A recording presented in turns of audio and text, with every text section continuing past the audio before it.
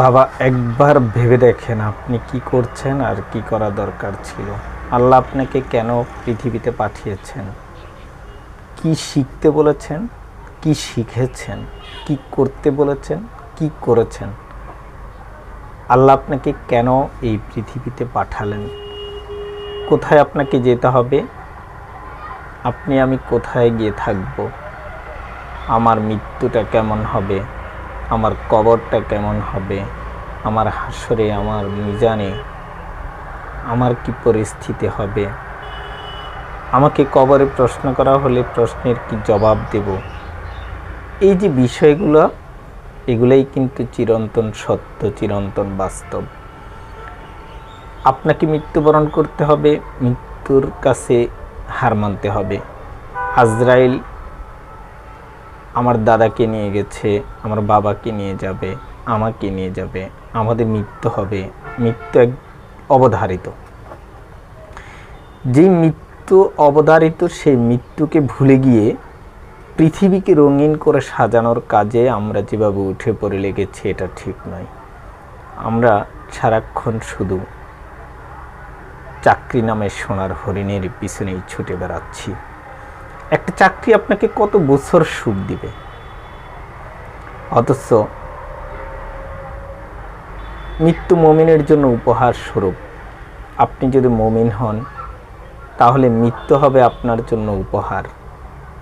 আপনি মৃত্যুবরণ করার সাথে সাথেই বেহেশতের সুখ শান্তি উপভোগ করতে শুরু করবেন।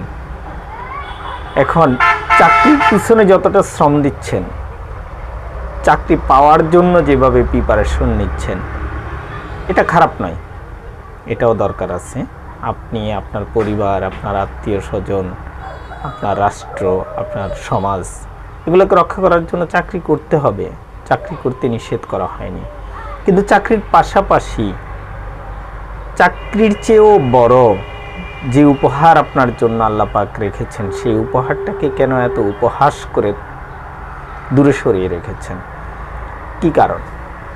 আপনি তো অবুঝ নয়। আপনি যেহেতু দুনিয়া দুনিয়া করে দুনিয়ার জন্য রাত দিন পরিশ্রম করে যাচ্ছেন, তাহলে আপনি তো অবুঝ না, আপনি বোঝেন।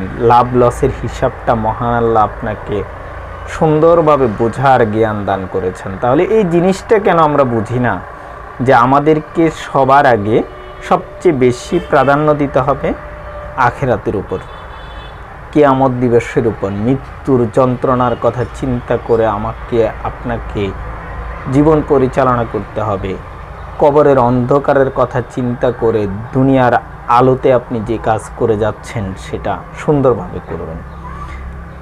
হাসরের ময়দানকে চিন্তা করে দুনিয়ায় ফাঁকিবাজি করার চেষ্টা করবেন। মিজানের পাল্লায় আপনার ন্যায় মাপা হবে, গুনাহ মাপা হবে। যে পাল্লা বাড়ি হবে সেদিকে আপনি ধাবিত হবেন। যদি নেকের পাল্লা বাড়ি হয় পাবেন অনন্ত সুখের সেই জান্নাত, যদি পাপের পাল্লা বাড়ি হয় তাহলে পাবেন অবর্ণনীয় দুঃখের সেই দোজখ। এটাকে ভুলে গেলে চলবে না, এটাকে মনে রেখে জীবন পরিচালনা করুন। ধন্যবাদ সবাইকে।